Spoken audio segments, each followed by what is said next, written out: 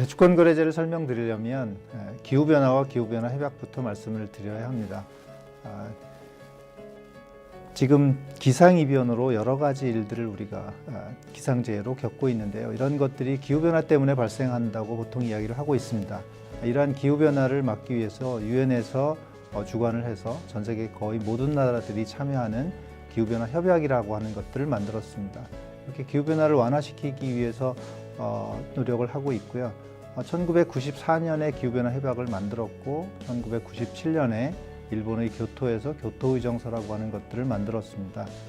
그 교토의정서에서는 먼저 기후변화를 일으키는 온실가스를 많이 배출한 선진국들이 먼저 온실가스 배출량을 줄이도록 이야기를 하고 있고요. 그 일환으로 배출권 거래제라고 하는 것을 도입하게 되었습니다.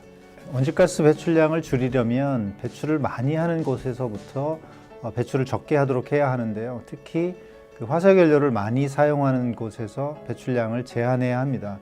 그래서 그 배출량을 제한하도록 배출 허용량을 나누어주고 그 배출 허용량까지 배출량을 줄이도록 하고요.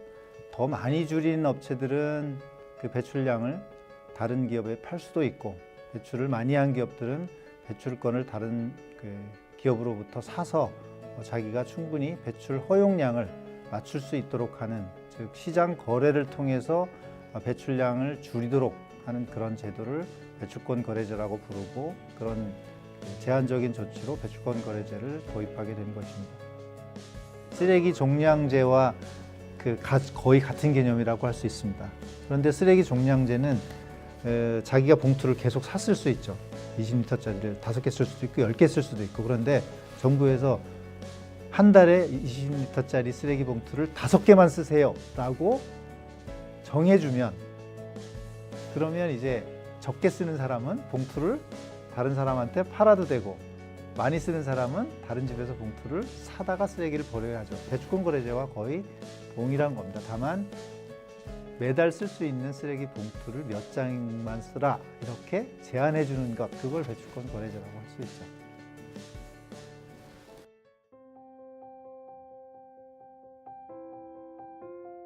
유럽에서 2005년부터 배출권 거래가 시작되었고요. 우리나라에서 2015년부터 시작되었습니다.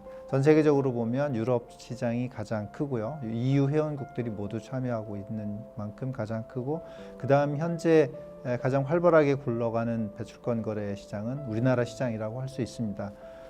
내년부터 중국이 전국적으로 배출권 거래제를 도입할 그런 계획을 가지고 있고요. 미국과 일본이 일부 지방자치단체별로 배출권 거래제를 도입하고 있어서 좀 소규모로 국지적으로 하고 있다고 할 수 있습니다. 그리고 뉴질랜드에서도 일부 좀 작은 규모지만 배출권 거래제가 시행되고 있습니다. 유럽 같은 경우에는 2003년에 배출권 거래제 관련된 법률을 만들어서 2005년부터 2007년까지 1단계, 2008년부터 2012년까지 2단계, 2013년부터 2020년까지 3단계, 그러니까 지금 3단계에 들어와 있습니다. 그래서 유럽 배출권 거래제 같은 경우는 유럽의 28개국 플러스 EU가 아닌 3개국이 합쳐서 31개국이 배출권 거래제에 참여하고 있고요. 연간 약 16억 톤 이상의 배출 허용량을 설정을 하고 유럽 지역 내에 온실가스 배출량을 줄이도록 하는 조치로 배출권 거래제를 시행을 하고 있습니다. 특히 가장 많이 화석연료를 쓰는 곳이 주로 발전소입니다. 특히 화력발전소에서 많이 사용을 하고 있고요. 대체로 화력발전소는 자기가 배출하는 온실가스, 즉 전기를 생산하면서 발생하는 온실가스의 배출권을 확보하기 위해서 주로 다른 기업들, 즉 철강이나 석유화학 이런 곳에서 배출권을 줄인 그런 곳으로부터 배출권을 사고, 그 비용을 전기를 사용하는 전기 사용자들에게 요금을 전가해서 요금을 회수하는 그런 형태로 배출권을 운영을 하고 있습니다. 즉 배출량을 줄이기 위해서 많은 양을 배출하는 특히 화석연료를 많이 사용하는 그런 업종에서 배출량을 줄이려는 노력을 하고 부족하면 다른 부분에서 사들이는 노력이 지속되고 있는 것이죠.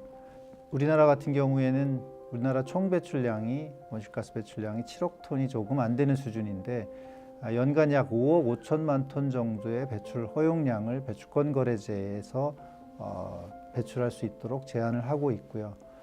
현재 약 600여 개 기업이 배출권 거래제에 참여를 하고 있습니다. 우리나라 총 배출량이 약 70% 정도에 해당하는 배출량을 배출권 거래제라고 하는 정책으로 하고 있고 각 기업들이 배출량을 줄이려는 노력을 촉진하고 있죠. 우리나라도 유럽과 마찬가지로 주로 화석연료, 특히 석탄을 많이 쓰는 화력발전소를 보유한 기업들에서 온실가스 배출을 많이 줄여야 하고요. 그런 기업들이 배출권을 확보하려는 노력을 많이 하고 있습니다.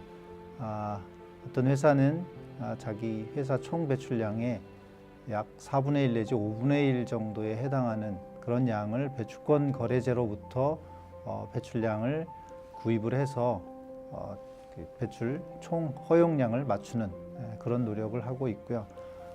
일부 회사는 화학회사 같은 경우에 온실가스를 직접 내부에서 줄이는 국제적인 시장 시스템을 통해서 줄이고 거기서 거의 100만 톤에 연간 거의 100만 톤에 해당하는 정도의 온실가스 배출량을 확보를 해서 다른 기업에 판매를 함으로써 수익을 얻으면서 동시에 온실가스 배출량도 줄이는 그런 성과를 거두고 있기도 합니다.